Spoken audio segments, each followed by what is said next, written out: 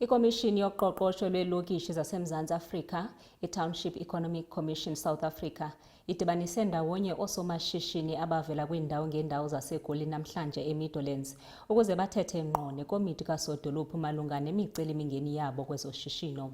Inkokeli yekomishini uBhekithwala uthi lo mbutho uza kuqhubeka nokusingatha iintlanganiso ezibumila bunje noosopolitiko bakumaqela ahlukeneyo ngaphambi konyulo lorhulumente basekuhlaleni.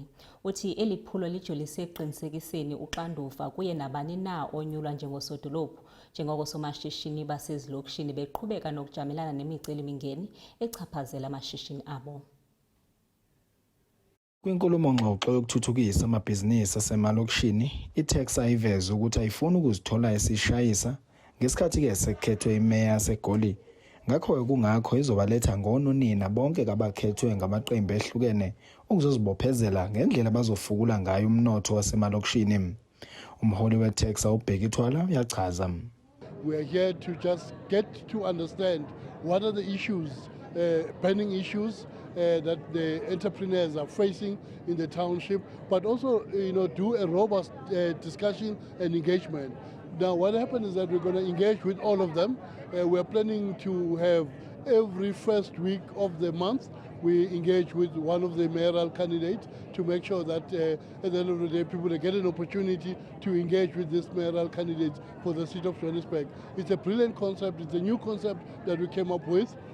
Now, what we want to do before the actual elections, in November, maybe a month before, we want to bring them all together under one roof, and then we do the debate of the mayoral candidates debate, so that at the end of the day we're able to say whoever that becomes a mayor, we can also hold them accountable with whatever that they've discussed, but we are creating an opportunity for people to engage. Lokho uqokele ukungenela esobmeya kwi-Patriotic Alliance uKenny Kunene obe yisimenywa ke kule nkulumo-ngxoxo uthi isigaba sokuqala sokulungisa umonakalo khona kumnotho wasemalokishini ukuqiniswa komthetho olawula izindawo ezakhele umasipala ukuze abantu bengazenzeli umathanda.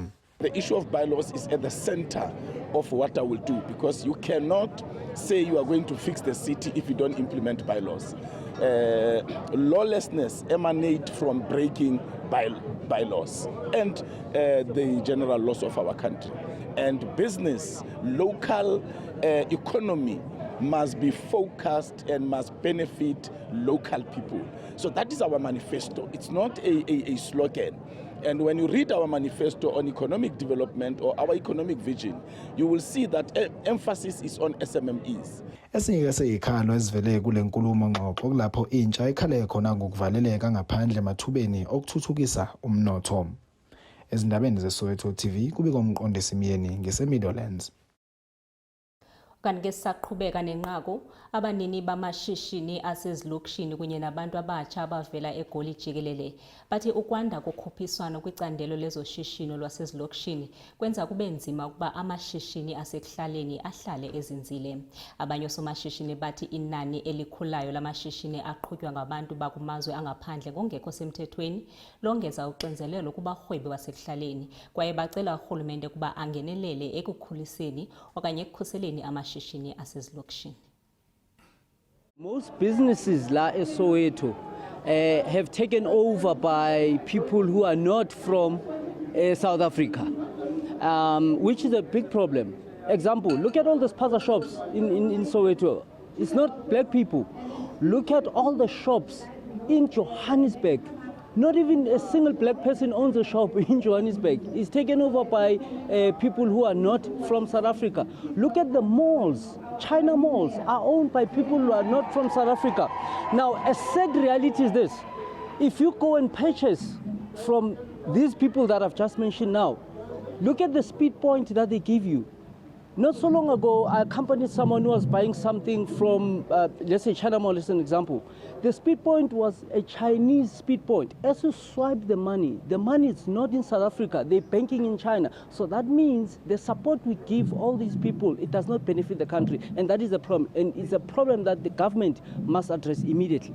If you look back in history, our presidents, they come from townships. Our our soccer players, they come from townships. So it says that there needs to be more attention focused on our townships, and that's where our illegal foreigners makes the most money within our townships. And it's really sad from a youth perspective, the requirement documents for youth in order to run a spaza shop, it's so high, where there's no assistance, there's no resources, how to register your business, where to go to. So that's another thing that our government must invest in. And another thing that I have to bring up is the retirement path. If we have, because our president said that they are looking into extend the retirement to government workers.